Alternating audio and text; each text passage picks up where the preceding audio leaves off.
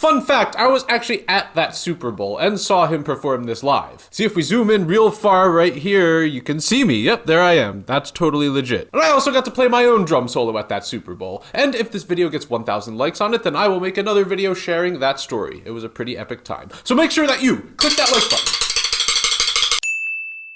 Good morning. Today I will be sharing my experience playing drums at Super Bowl 48. It was a very exciting time, and probably the best gig that I've ever done in my life.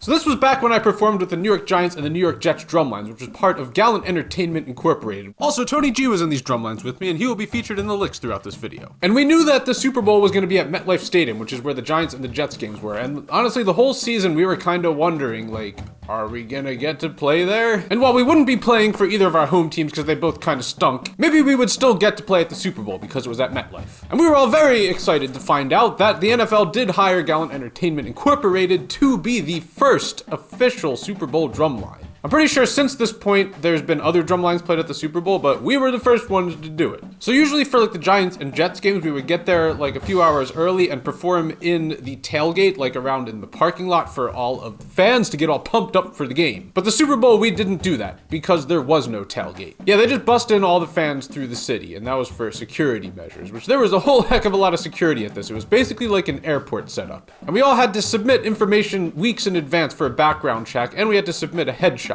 So we had to arrive at MetLife Stadium, I think like 7 or 8 hours before the game, like really early to get in there and go through security. And then we hung out in this dressing room for like 4 hours. And we weren't allowed to leave because the Seattle Seahawks cheerleaders were in the next dressing room over and they didn't want us to bother them. So we just stayed in this dressing room and like practiced the 4 cadences that we were gonna play. Like the plan was to do 1 cadence per quarter, and the thing was that we already like had been playing all these cadences because they were the same cadences we've been doing with the Jets and the Giants drum lines. So yeah, we didn't need to really practice for 4 hours, so we kind of just like screwed around and jammed and did some ad licks and, you know, wasted time. So then we went out and did our sound check from the stadium. So we actually used microphones on our drums, and that gets like blasted through the sound system throughout the stadium so everyone can hear us, not just the people sitting right near us. So that went fine. We went back to the dressing room and waited for another bunch of hours, and then the game finally started.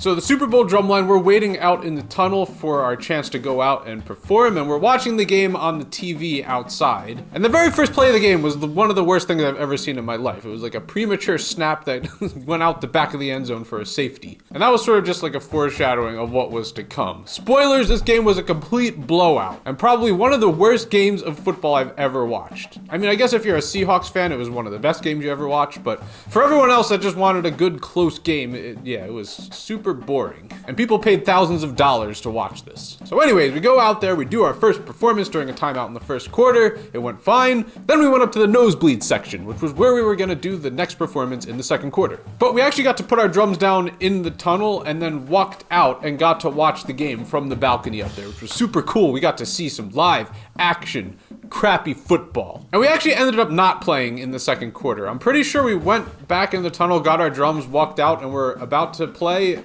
and then they told us they didn't want us to play. So then we went and put the drums back down.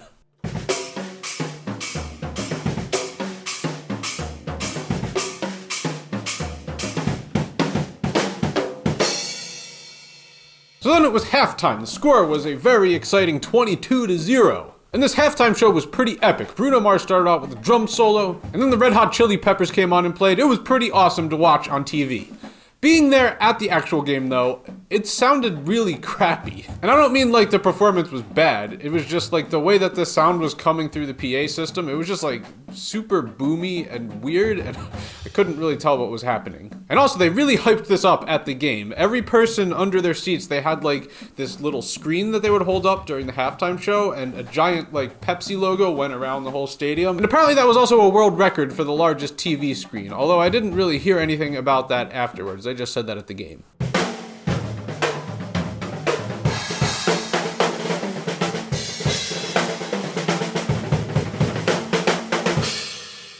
So the third quarter starts and Denver is ready to make a comeback, and they do so by throwing a bunch of interceptions and letting the other team score a lot. The score at the end of the third quarter was 36-0. What an exciting game of sports. Also, the drumline was supposed to play in the third quarter, but, well, we didn't. We just got to stand there and watch the game some more. But finally, in the fourth quarter, Denver actually did something and scored a touchdown. Good job not getting shut out. So then finally, the drumline, we actually got to play again in the fourth quarter, and after that we went back down to the dressing room because we didn't want to be there for when all the fans came out. So unfortunately, we had to miss Seattle score another touchdown, ending the game at a very exciting 43-8 score. So yeah, that was pretty much the whole experience, and at the beginning of this video, I said that this was the best gig that I've ever had, and probably the best gig that I've ever done in my life. See? I told you I said that. So in terms of like excitement of performing, this might have been the worst gig ever, because we only played like 2 very short cadences, and I don't think we played them all the way through. It got like cut off in the middle. However, in terms of actual work that needed to be done compared to what we got paid, this was definitely the best. Because like I said, we already knew these cadences that we had to play coming into the game. It was the same ones we did for the Giants and the Jets, so we didn't really need to prepare anything. And the pay we got for this game was actually less than we normally got for the Giants and the Jets. However, we got to keep a lot of the merch. Like you can see, I have the jacket still. This thing is awesome and very, very comfortable. We also got these beanies. This is my favorite beanie and I wear this all the time. It's so comfortable and loose fitting. We also got programs from the game, and those will probably be worth some money someday. And we got to keep our shoes, these bright blue Under Armours, and these are as ugly as they are uncomfortable. Yeah, I'm pretty sure I gave those away to a clothing drive. Shoes were horrible. But overall, it was a very fun experience, and I get to say that I got to go to a Super Bowl, and I did not have to pay thousands of dollars to go to one. I actually got paid to go to it, and got a bunch of free stuff. It was epic.